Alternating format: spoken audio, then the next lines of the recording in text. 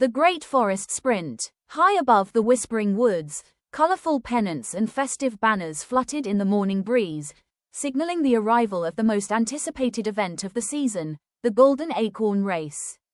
Deep within the clearing, the air buzzed with electric excitement as animals from all corners of the forest gathered around the starting grid. Standing dead center at the starting line was Sammy, a tiny squirrel with an unusually bright orange coat, wearing a blue jersey emblazoned with the number 01. He adjusted his striped headband, trying to maintain a brave smile, but his heart was pounding fiercely against his ribs. When he looked to his left and right, his confidence wavered. Standing right next to him were the forest's most elite athletes, a towering jackrabbit with powerful, muscular legs wearing number 64, a sleek and fiercely confident red fox sporting number 22, and a burly, intimidating hare wearing number 07. Every single contestant on the line was easily twice his size, their long shadows stretching completely over him as they hovered over the dirt, waiting for the signal. The tense silence of the morning cracked open with the sharp, piercing blast of the starter's whistle. In an instant, the ground shook. The giant jackrabbit, the swift fox, and the heavy hare exploded forward with explosive strength, their massive paws and talons tearing into the earth. Within seconds, the competitors zoomed past Sammy like a fleet of runaway trains, kicking up a massive, suffocating cloud of dust and loose gravel. Poor Sammy was left stranded at the starting line, completely blinded by the swirling brown haze.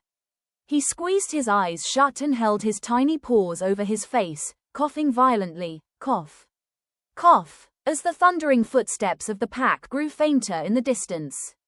When the air finally cleared, the other runners were already far ahead, disappearing down the winding dirt path of the forest. Taking a deep breath to clear the dust from his lungs, Sammy looked down the empty trail. For a fleeting second, he thought about giving up. There was simply no way his tiny legs could match the giant, earth-covering strides of the animals ahead. But then he remembered why he loved to run in the first place.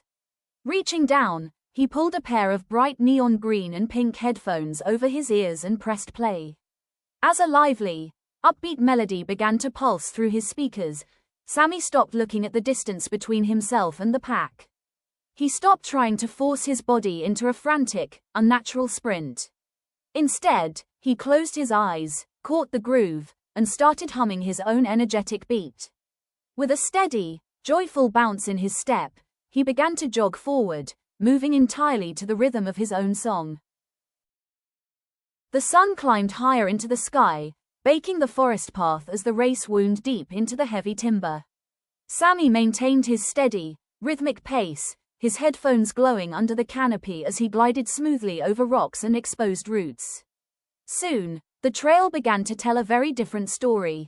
Up ahead, a rustic wooden sign pinned to a post read, "Pace yourself, not others."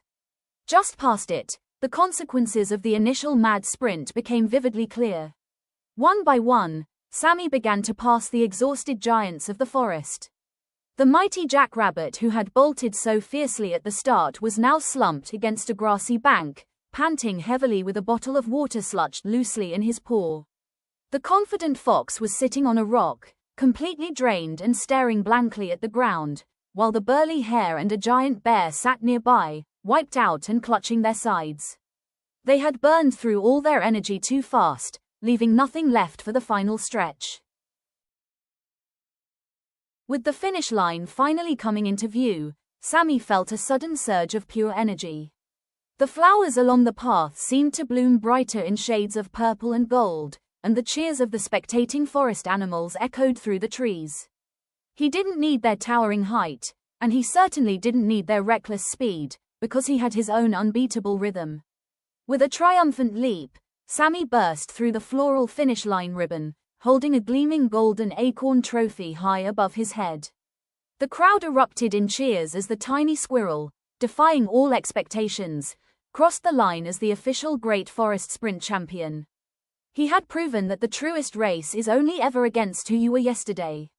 If Sammy's journey inspired you to trust your own pace and find your own unique rhythm, Please like, share, and subscribe for more uplifting stories.